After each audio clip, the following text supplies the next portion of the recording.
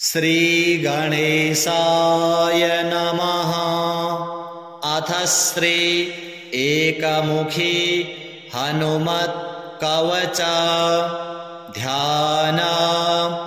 मनोजवं मारुततुल्यवेगं जितेन्द्रियं बुद्धिमतां वरिष्ठं वातात्मजं वानरयूथमुख्यं श्रीरामदूतं शरणं प्रपद्ये। एकदा सुखमासीनं शङ्करं लोकशङ्करं पप्रच्छ गिरिजाकान्तं कर्पूरधवलं शिवं। पार्वत्युवाच भगवन् देवदेवेश लोकनाथ जगद्गुरो शोकाकुलानां लोकानां केन रक्षा भवेद्ध्रुवां। सङ्ग्रामे सङ्कटे घोरे भूतप्रेतादिके भये दुःखदावाग्निसन्तप्त चेतसां दुःखभागिनाम्। ईश्वर उवाच शृणु देवि प्रवक्ष्यामि लोकानां हितकाम्यया। विभीषणाय रामेण प्रेम्णा दत्तं च यत्पुरा कवचं कपिनाथस्य वायुपुत्रस्य धीमतः। गुह्यं ते सम्प्रवक्ष्यामि विशेषात् शृणु सुन्दरी। विनियोगः। ॐ अस्य श्री हनुमत्कवच स्तोत्रमन्त्रस्य श्रीरामचन्द्र ऋषिः अनुष्टुप् छन्दः। श्रीमहावीरो हनुमान् देवता मारुतात्मज इति बीजम्। ॐ अञ्जनासूनुरिति शक्तिः। ॐ ह्रीं ह्रां ह्रौं इति कवचं स्वाहा इति कीलकम्। लक्ष्मणप्राणदाता इति बीजम्। मम सकलकार्यसिद्ध्यर्थे जपे विनियोगः। अथ न्यासाः। ॐ ह्रां अङ्गुष्ठाभ्यां नमः। ॐ ह्रीं तर्जनीभ्यां नमः। ॐ ह्रूं मध्यमाभ्यां नमः। ॐ ह्रीं अनामिकाभ्यां नमः। ॐ ह्रौं कनिष्ठिकाभ्यां नमः। ॐ ह्रः करतलकरपृष्ठाभ्यां नमः। ॐ अञ्जनासूनवे हृदयाय नमः।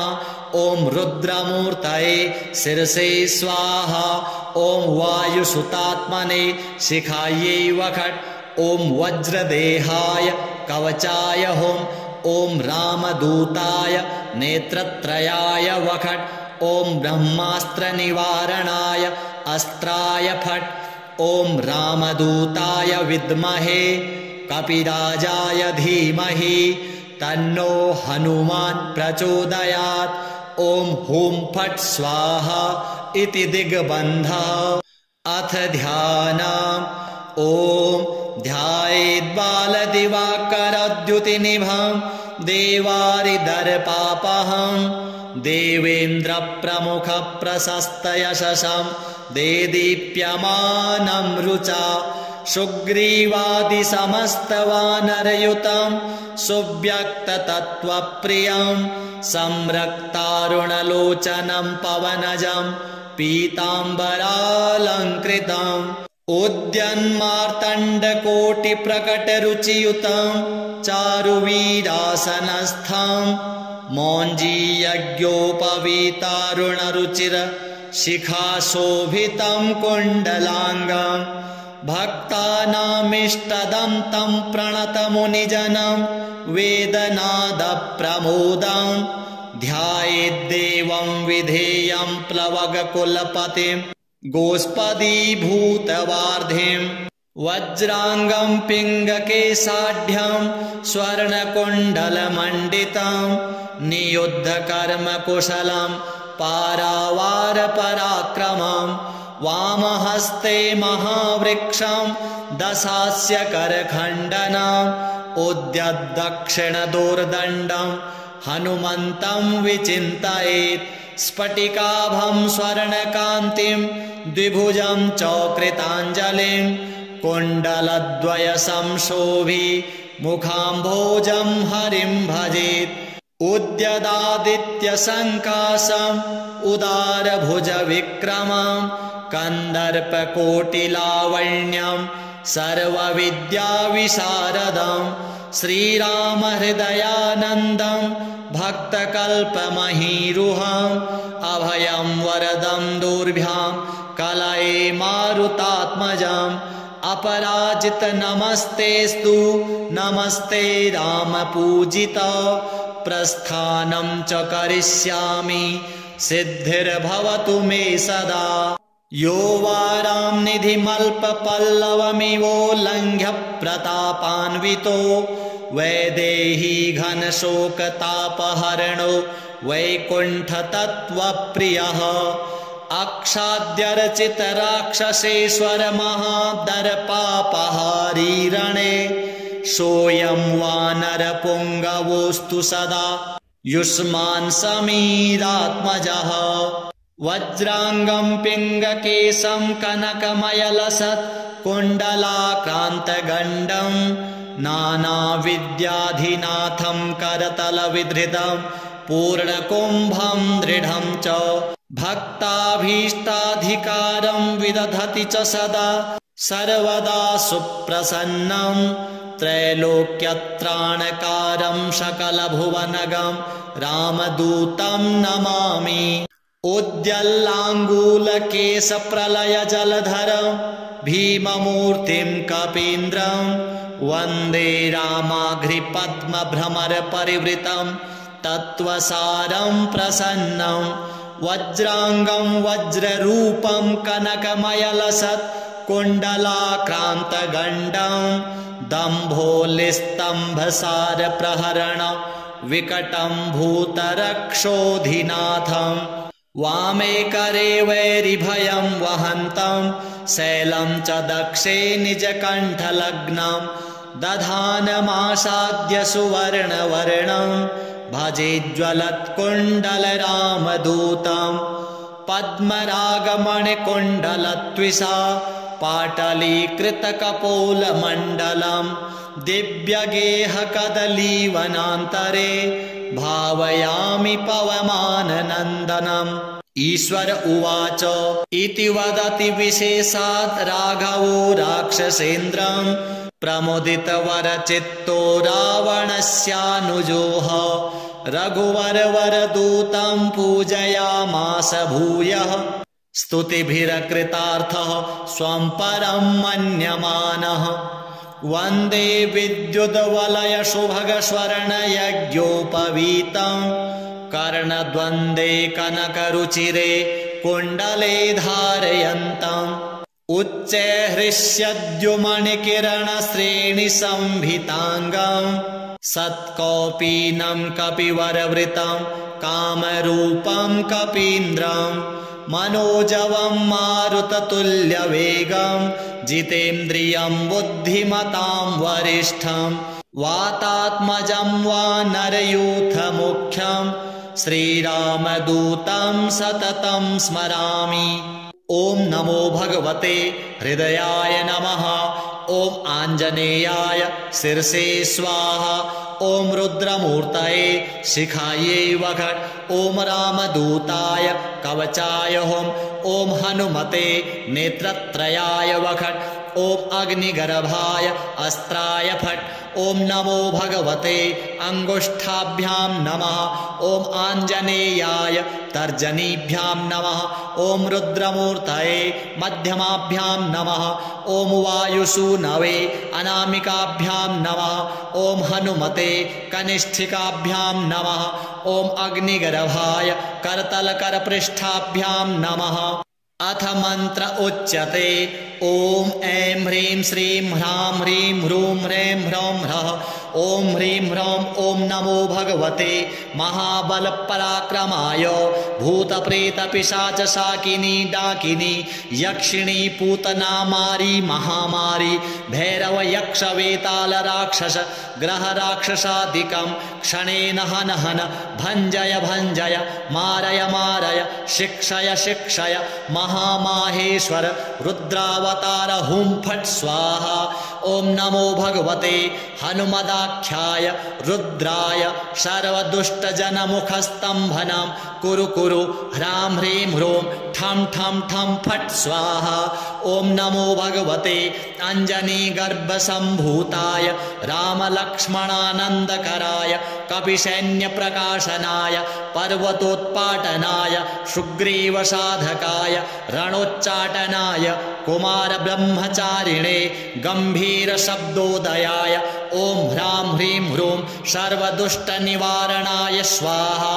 ओम नमो हनुमते सर्वग्रहानुभूत भविष्यवर्तमानान् दूरस्थान् समीपस्थान् सर्वकालदुष्टदुर्बुद्धीनुच्चाटयोच्चाटय परबलानि क्षोभय क्षोभय मम सर्वकार्यं साधय साधय हनुमते। ओम ह्रां ह्रीं ह्रूं फट् देहि। ओम शिवं सिद्धं ह्रां ह्रीं ह्रूं ह्रौं स्वाहा। ओम नमो हनुमते परकृतान् तंत्र मंत्र पराहंकार भूत प्रेत पिशाच परदृष्टि सर्वविघ्न दुर्जन चेटक विधान सर्वग्रहान् निवारय निवारय वध वध पच पच दल दल किल किल सर्वकुयंत्राणि दुष्टवाचं फट् स्वाहा। ओम नमो हनुमते पाहि पाहि एहि एहि एहि सर्वग्रहभूतानां साकिनी डाकिनीनां विषं दुष्टानां सर्वविषयान् आकर्षय आकर्षय मर्दय मर्दय भेदय भेदय मृत्युमुत्पाटयोत्पाटय शोषय शोषय ज्वल ज्वल प्रज्वल प्रज्वल भूतमण्डलं प्रेतमण्डलं पिशाचमण्डलं निराशय निराशय भूतज्वर प्रेतज्वर चातुर्थिकज्वर विषमज्वर माहेश्वर ज्वरान् छिन्धि छिन्धि भिन्धि भिन्धि अक्षिशूल वक्षशूल शरोभ्यन्तरशूल गुल्मशूल पित्तशूल ब्रह्म राक्षसकुल परकुल नागकुल विषं नाशय नाशय निर्विषं कुरु कुरु फट् स्वाहा। ओम ह्रीं सर्वदुष्टग्रहान् निवारय फट् स्वाहा। ओम नमो हनुमते पवनपुत्राय वैश्वानरमुखाय हन हन पापदृष्टिं षड्दृष्टिं हन हन हनुमदाज्ञया स्फुर स्फुर फट् स्वाहा। श्रीराम उवाच हनुमान् पूर्वतः पातु दक्षिणे पवनात्मजः प्रतीच्यां पातु रक्षोघ्नः उत्तरस्यामब्धिपारगः उदीच्यामूर्ध्वगः पातु केसरी प्रियनन्दनः अधश्च विष्णुभक्तस्तु पातु मध्ये च पावनिः अवान्तरदिशः पातु सीताशोकविनाशनः लङ्काविदाहकः पातु सर्वापद्भ्यो निरन्तरं सुग्रीवसचिवः पातु मस्तकं वायुनन्दनः भालं पातु महावीरो भ्रुवो मध्ये निरन्तरं नेत्रे छायापहारी च पातु न प्लवगेश्वरः कपोलकर्णमूले तु पातु श्रीरामकिङ्करः नासाग्रे अञ्जनासूनुर्वक्त्रं पातु हरीश्वरः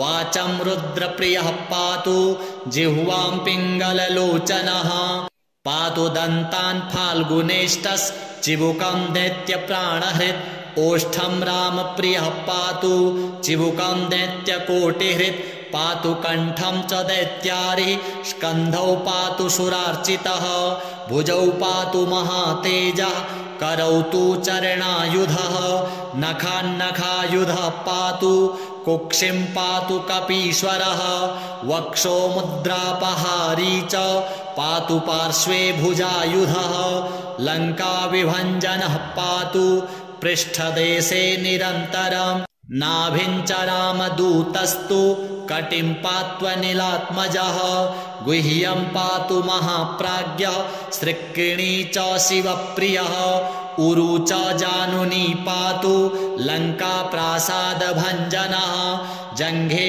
पातु महाबाहुर्गुल्फौ पातु महाबलः अचलोद्धारकः पातु पादौ भास्कर सन्निभः पादान्ते सर्वसत्त्वाढ्य पातु पादाङ्गुलिस्तथा सर्वाङ्गानि महावीरः पातु रोमाणि चात्मवान् हनुमत्कवचं यस्तु पठेद् विद्वान् विचक्षणः स एव पुरुषश्रेष्ठो भक्तिं मुक्तिं च विन्दति त्रिकालमेककालं वा पठेन्मासत्रयं सदा सर्वान् रिपून् क्षणे जित्वा स्वपुत्रान् श्रियमाप्नुयात् मध्यरात्रे जले स्थित्वा 7 वारं पठेद्यदि क्षयापस्मारकुष्ठादि तापत्रय निवारणम् आर्किवारे स्वत्थमूले स्थित्वा पठति यः पुमान् अचलां श्रियमाप्नोति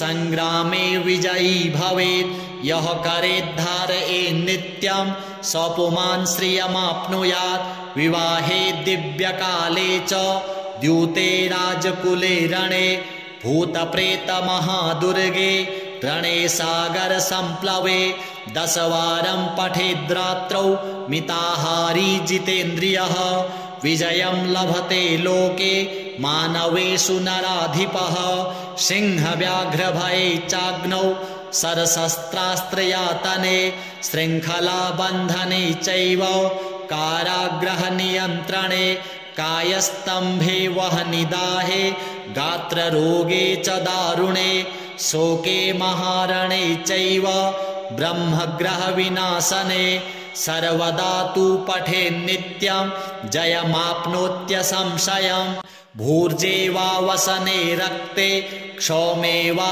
तालपत्रके त्रिगन्धेनाथवा मस्या लिखित्वा धारयेन्नरः 5-7 लोहैर्वा गोपितं कवचं शुभं गले कट्यां बाहुमूले वा कण्ठे शिरसि धारितं सर्वान् कामान् वाप्नोति सत्यं श्रीरामभासितम् उल्लङ्घ्य सिन्धो सलिलं सलीलं यः शोकवह्निं जनकात्मजायाः आदाय तेनैव ददाह लङ्कां नमामि तं प्राञ्जलिराञ्जनेयम् ओम हनुमान अंजनासूनुर्वायुपुत्रो महाबलः श्रीरामेष्टः फाल्गुनसखः पिङ्गाक्षो मितविक्रमः उदधिक्रमणश्चैव सीताशोकविनाशनः लक्ष्मणप्राणदाता च दशग्रीवस्य दर्पः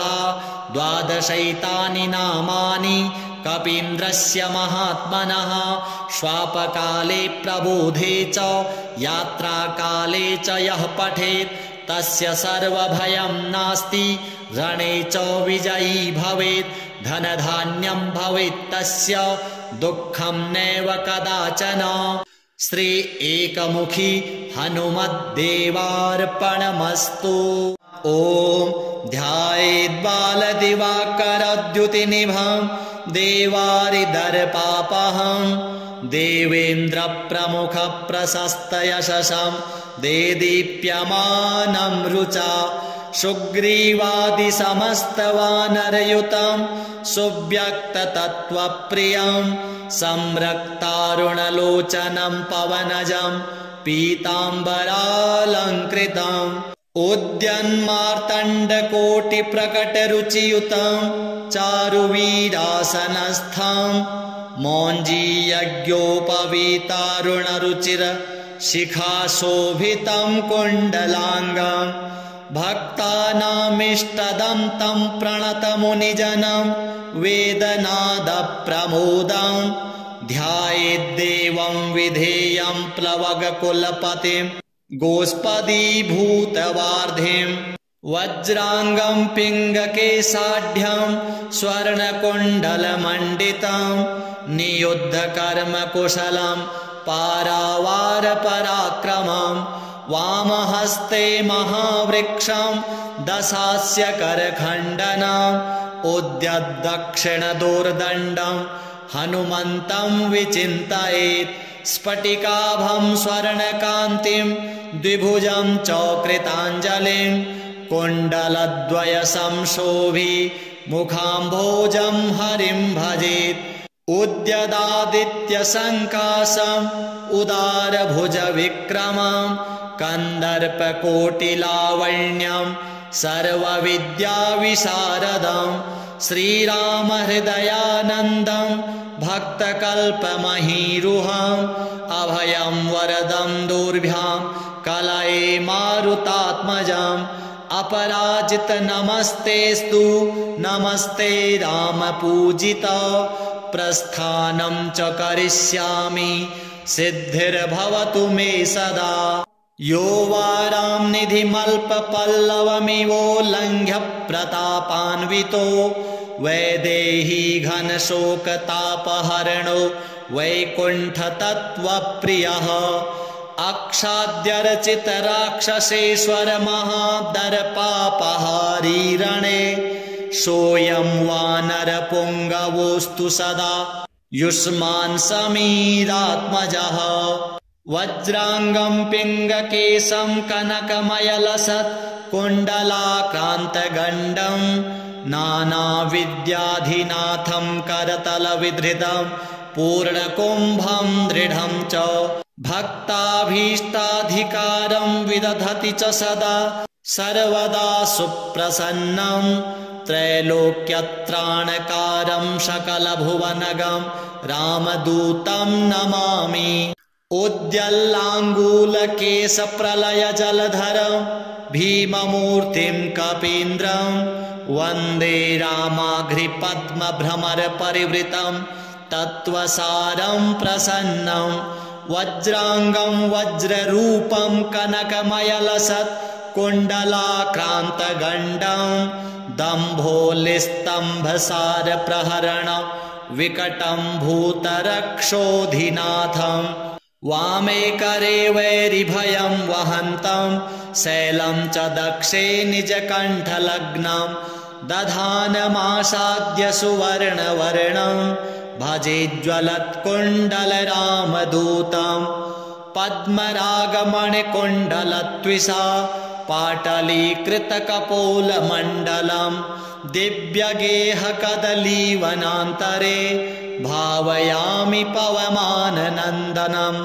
ईश्वर उवाच इति वदति विशेषात् राघवो राक्षसेन्द्रं प्रमुदितवरचित्तो रावणस्यानुजोः रघुवरवरदूतं पूजयामास भूयः स्तुतिभिरकृतार्थः स्वं परं मन्यमानः वन्दे विद्युद्वलयशुभगस्वर्णयज्ञोपवीतं कर्णद्वन्द्वे कनकरुचिरे कुण्डले धारयन्तम् उच्चैःहृष्यद्युमणिकिरणश्रेणिसंभिताङ्गं सत्कौपीनं कपिवरवृतं कामरूपं कपीन्द्रं मनोजवं मारुततुल्यवेगं जितेन्द्रियं बुद्धिमतां वरिष्ठं वातात्मजं वानरयूथमुख्यं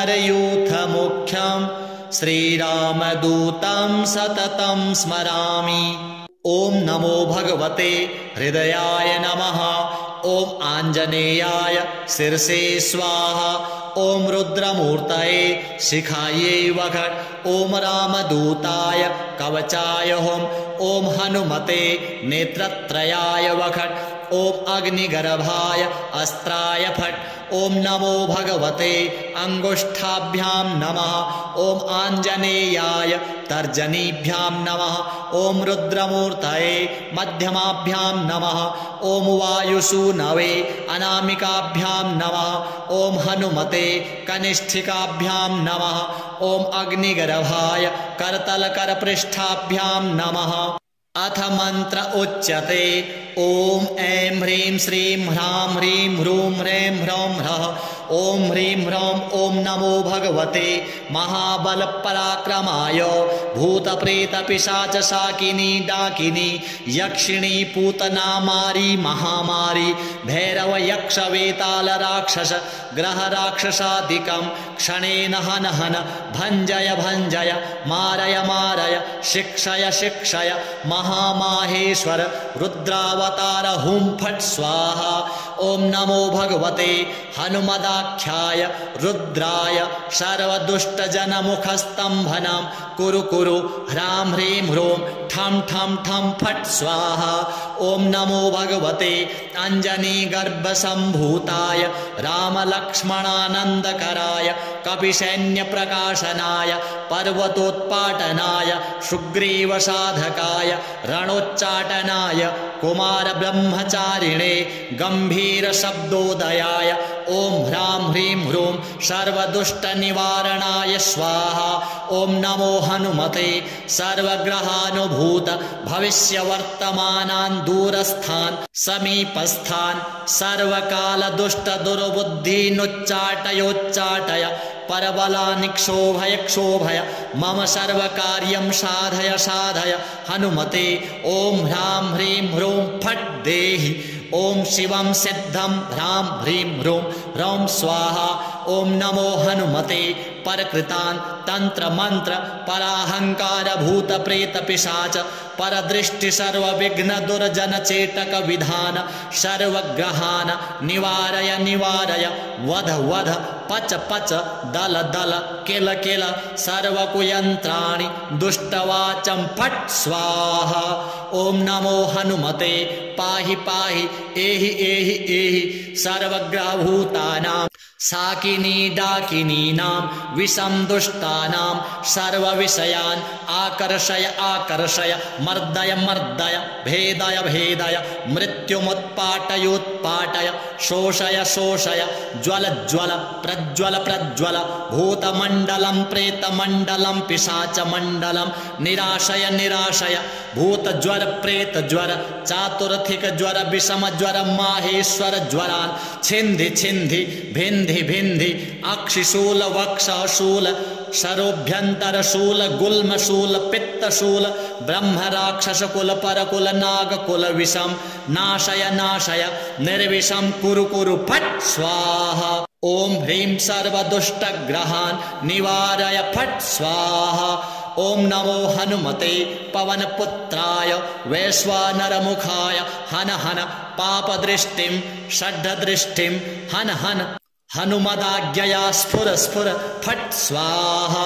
श्रीराम उवाच हनुमान् पूर्वतः पातु दक्षिणे पवनात्मजः प्रतीच्यां पातु रक्षोघ्नः उत्तरस्यामब्धिपारगः उदीच्यामूर्ध्वगः पातु केसरी प्रियनन्दनः अधश्च विष्णुभक्तस्तु पातु मध्ये च पावनिः अवान्तरदिशः पातु सीताशोकविनाशनः लङ्काविदाहकः पातु सर्वापद्भ्यो निरन्तरं सुग्रीवसचिवः पातु मस्तकं वायुनन्दनः भालं पातु महावीरो भ्रुवो मध्ये निरन्तरं नेत्रे छायापहारी च पातु न प्लवगेश्वरः कपोलकर्णमूले तु पातु श्रीरामकिङ्करः नासाग्रे अञ्जनासूनुर्वक्त्रं पातु हरीश्वरः वाचं रुद्रप्रियः पातु जिह्वां पिङ्गललोचनः पातु दन्तान् फाल्गुनेष्टश्चिबुकं दैत्यप्राणहृत् ओष्ठं रामप्रियः पातु चिबुकं दैत्यकोटिहृत् पातु कण्ठं च दैत्यारिः स्कन्धौ पातु सुरार्चितः भुजौ पातु महातेजः करौ तु चरणायुधः नखान्नखायुधः पातु कुक्षिं पातु कपीश्वरः वक्षो मुद्रापहारी च पातु पार्श्वे भुजायुधः लङ्काविभञ्जनः पातु पृष्ठदेशे निरन्तरं नाभिं च रामदूतस्तु कटिं पात्वनिलात्मजः गुह्यं पातु महाप्राज्ञः सृक्किणी च शिवप्रियः उरु च जानुनी पातु लङ्का प्रासादभञ्जनः जङ्घे पातु महाबाहुर्गुल्फौ पातु महाबलः अचलोद्धारकः पातु पादौ भास्करसन्निभः पादान्ते सर्वसत्त्वाढ्यः पातु पादाङ्गुलिस्तथा सर्वाङ्गानि महावीरः पातु रोमाणि चात्मवान् हनुमत्कवचं यस्तु पठेद्विद्वान् विचक्षणः स एव पुरुषश्रेष्ठो भक्तिं मुक्तिं च विन्दति त्रिकालमेककालं वा पठेन्मासत्रयं सदा सर्वान् रिपून् क्षणे जित्वा स्वपुत्रान् श्रियमाप्नुयात् मध्यरात्रे जले स्थित्वा 7 वारं पठेद्यदि क्षयापस्मारकुष्ठादि तापत्रयनिवारणम् आर्किवारे स्वत्थमूले स्थित्वा पठति यः पुमान् अचलां श्रियमाप्नोति संग्रामे विजयी भवेत् यः करेद्धारयेत् नित्यं स्वपुमान् श्रियमाप्नुयात् विवाहे दिव्यकाले च द्यूते राजकुले रणे भूतप्रेतमहादुर्गे रणे सागरसम्प्लवे 10 वारं पठेद्रात्रौ मिताहारी जितेन्द्रियः विजयं लभते लोके मानवेषु नराधिपः सिंहव्याघ्रभये चाग्नौ सरशस्त्रास्त्रयातने शृङ्खलाबन्धने चैव कारागृहनियन्त्रणे कायस्तम्भे वह्निदाहे गात्ररोगे च दारुणे शोके महारणे चैव ब्रह्मग्रहविनाशने सर्वदा तु पठेन्नित्यं जयमाप्नोत्यसंशयम् भूर्जे वा वसने रक्ते क्षौमे वा तालपत्रके त्रिगन्धेनाथवा मस्या लिखित्वा धारयेन्नरः 5 लोहैर्वा गोपितं कवचं शुभं गले कट्यां बाहुमूले वा कण्ठे शिरसि धारितं सर्वान् कामान् वाप्नोति सत्यं श्रीरामभासितम् उल्लङ्घ्य सिन्धो सलिलं सलीलं यः शोकवह्निं जनकात्मजायाः आदाय तेनैव ददाह लङ्कां नमामि तं प्राञ्जलिराञ्जनेयम् ॐ हनुमान् अञ्जनासूनुर्वायुपुत्रो महाबलः श्रीरामेष्टः फाल्गुनसखः पिङ्गाक्षो मितविक्रमः उदधिक्रमणश्चैव सीताशोकविनाशनः लक्ष्मणप्राणदाता च दशग्रीवस्य दर्पः 12 नामानि कपीन्द्रस्य महात्मनः श्वापकाले प्रबोधे च यात्राकाले च यः पठेत् तस्य सर्वभयं नास्ति रणे च विजयी भवेत् धनधान्यं भवेत् तस्य दुःखं नैव कदाचन श्री एकमुखी हनुमद्देवार्पणमस्तु ॐ ध्यायेद्बालदिवाकरद्युतिनिभं देवारिदर्पापहं देवेन्द्रप्रमुखप्रशस्तयशसं देदीप्यमानं रुचा सुग्रीवादिसमस्तवानरयुतं सुव्यक्ततत्त्वप्रियं संरक्तारुणलोचनं पवनजं पीताम्बरालङ्कृतम् उद्यन्मार्तण्डकोटिप्रकटरुचियुतं चारुवीरासनस्थं मौञ्जीयज्ञोपवीतारुणरुचिर शिखाशोभितं कुण्डलाङ्गं भक्तानामिष्टदं तं प्रणतमुनिजनं वेदनादप्रमोदं ध्यायेद्देवं विधेयं प्लवगकुलपतिं गोष्पदीभूतवार्धिं वज्राङ्गं पिङ्गकेशाढ्यं स्वर्णकुण्डलमण्डितं नियुद्धकर्मकुशलं पारावारपराक्रमं वामहस्ते महावृक्षं दशास्य करखण्डनम् उद्यद्दक्षिणदोर्दण्डं हनुमन्तं विचिन्तयेत् स्फटिकाभं स्वर्णकान्तिं द्विभुजं च कृताञ्जलिं कुण्डलद्वयसंशोभि मुखाम्भोजं हरिं भजेत् उद्यदादित्यसङ्काशम् उदारभुजविक्रमं कन्दर्पकोटिलावण्यं सर्वविद्याविशारदं श्रीरामहृदयानन्दं भक्तकल्पमहीरुहम् अभयं वरदं दुर्भ्यां कलये मारुतात्मजम् अपराजित नमस्तेस्तु नमस्ते रामपूजित प्रस्थानं च करिष्यामि सिद्धिर्भवतु मे सदा यो वारां निधिमल्पपल्लवमिवोल्लङ्घ्य प्रतापान्वितो वैदेही घनशोकतापहरणो वैकुण्ठतत्त्वप्रियः अक्षाद्यर्चितराक्षसेश्वर महादर्पापहारी रणे सोऽयं वानरपुङ्गवोऽस्तु सदा युष्मान् समीरात्मजः वज्राङ्गं पिङ्गकेशं कनकमयलसत् कुण्डलाक्रान्तगण्डं नानाविद्याधिनाथं करतलविधृतं पूर्णकुम्भं दृढं च भक्ताभीष्टाधिकारं विदधति च सदा सर्वदा सुप्रसन्नं त्रैलोक्यत्राणकारं सकलभुवनगं रामदूतं नमामि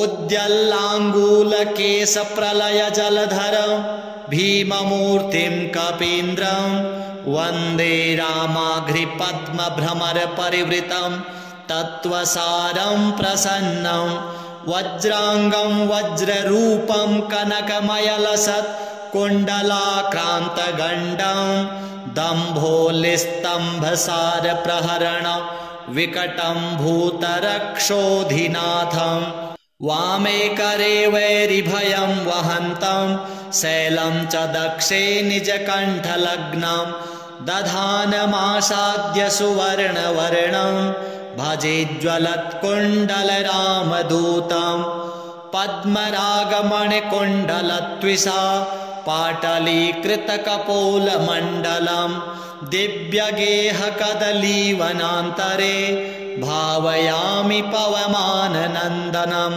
ईश्वर उवाच इति वदति विशेषात् राघवो राक्षसेन्द्रं प्रमुदितवरचित्तो रावणस्यानुजोः रघुवरवरदूतं पूजयामास भूयः स्तुतिभिरकृतार्थः स्वं परं मन्यमानः वन्दे विद्युद्वलयशुभगस्वर्णयज्ञोपवीतं कर्णद्वन्द्वे कनकरुचिरे कुण्डले धारयन्तम् उच्चैःहृष्यद्युमणिकिरणश्रेणिसंभिताङ्गं सत्कौपीनं कपिवरवृतं कामरूपं कपीन्द्रं मनोजवं मारुततुल्यवेगं जितेन्द्रियं बुद्धिमतां वरिष्ठं वातात्मजं वानरयूथमुख्यं श्रीरामदूतं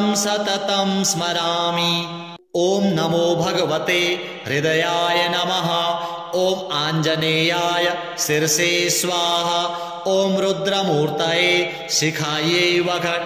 ॐ रामदूताय कवचाय हुम्। ॐ हनुमते नेत्रत्रयाय वखट्। ॐ अग्निगर्भाय अस्त्राय फट्। ॐ नमो भगवते अङ्गुष्ठाभ्यां नमः। ॐ आञ्जनेयाय तर्जनीभ्यां नमः। ॐ रुद्रमूर्तये मध्यमाभ्यां नमः। ॐ वायुसूनवे अनामिकाभ्यां नमः। ॐ हनुमते कनिष्ठिकाभ्यां नमः। ॐ अग्निगर्भाय करतलकरपृष्ठाभ्यां नमः। अथ मंत्र उच्यते ॐ ऐं ह्रीं श्रीं ह्रां ह्रीं ह्रूं ह्रैं ह्रौं ह्रः। ॐ ह्रीं ह्रौं ॐ नमो भगवते महाबलपराक्रमाय भूतप्रेतपिशाचशाकिनी डाकिनी यक्षिणी पूतना मारी महामारी भैरव यक्ष वेताल राक्षस ग्रह राक्षसादिकं क्षणेन हन हन भञ्जय भञ्जय मारय मारय शिक्षय शिक्षय महामाहेश्वर रुद्रावतार हुं फट् स्वाहा। ॐ नमो भगवते हनुमदाख्याय रुद्राय सर्वदुष्टजनमुखस्तम्भनं कुरु कुरु ह्रां ह्रीं ह्रूं ठं ठं ठं फट् स्वाहा। ॐ नमो भगवते अञ्जनीगर्भसम्भूताय रामलक्ष्मणानन्दकराय कपिसैन्यप्रकाशनाय पर्वतोत्पाटनाय सुग्रीवसाधकाय रणोच्चाटनाय कुमारब्रह्मचारिणे गम्भीरशब्दोदयाय ॐ ह्रां ह्रीं ह्रूं सर्वदुष्टनिवारणाय स्वाहा। ॐ नमो हनुमते सर्वग्रहानुभूत भविष्यवर्तमानान् दूरस्थान् समीपस्थान् सर्वकालदुष्टदुर्बुद्धीनुच्चाटयोच्चाटय परबलानिक्षोभय क्षोभय मम सर्वकार्यं साधय साधय हनुमते। ॐ ह्रां ह्रीं ह्रूं फट् देहि। ॐ शिवं सिद्धं ह्रां ह्रीं ह्रूं ह्रौं स्वाहा। ॐ नमो हनुमते परकृतान् तंत्र मंत्र पराहंकार भूत प्रेत पिशाच परदृष्टि सर्वविघ्न दुर्जन चेटक विधान सर्वग्रहान निवारय निवारय वध वध पच पच दल दल किल किल सर्वकुयंत्राणि दुष्टवाचं फट् स्वाहा। ॐ नमो हनुमते पाहि पाहि एहि एहि एहि सर्वग्रहभूतानां साकिनी डाकिनीनां विषं दुष्टानां सर्वविषयान् आकर्षय आकर्षय मर्दय मर्दय भेदय भेदय मृत्युमुत्पाटयोत्पाटय शोषय शोषय ज्वल ज्वल प्रज्वल प्रज्वल भूतमण्डलं प्रेतमण्डलं पिशाचमण्डलं निराशय निराशय भूतज्वर प्रेतज्वर चातुर्थिक ज्वर विषम ज्वर माहेश्वर ज्वरान् छिन्धि छिन्धि भिन्धि भिन्धि अक्षिशूल वक्षशूल शरोभ्यंतरशूल गुल्मशूल पित्तशूल ब्रह्म राक्षस कुल परकुल नागकुल विषम नाशय नाशय निर्विषम कुरु कुरु फट् स्वाहा।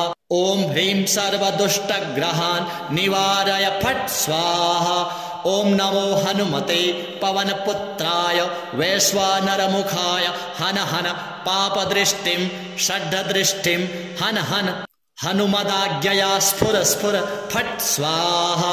श्रीराम उवाच हनुमान् पूर्वतः पातु दक्षिणे पवनात्मजः प्रतीच्यां पातु रक्षोघ्न उत्तरस्यामब्धिपारगः उदीच्यामूर्ध्वगः पातु केसरी प्रियनन्दनः अधश्च विष्णुभक्तस्तु पातु मध्ये च पावनिः अवान्तरदिशः पातु सीताशोकविनाशनः लङ्काविदाहकः पातु सर्वापद्भ्यो निरन्तरं सुग्रीवसचिवः पातु मस्तकं वायुनन्दनः भालं पातु महावीरो भ्रुवो मध्ये निरन्तरं नेत्रे छायापहारी च पातु न प्लवगेश्वरः कपोलकर्णमूले तु पातु श्रीरामकिङ्करः नासाग्रे अञ्जनासूनुर्वक्त्रं पातु हरीश्वरः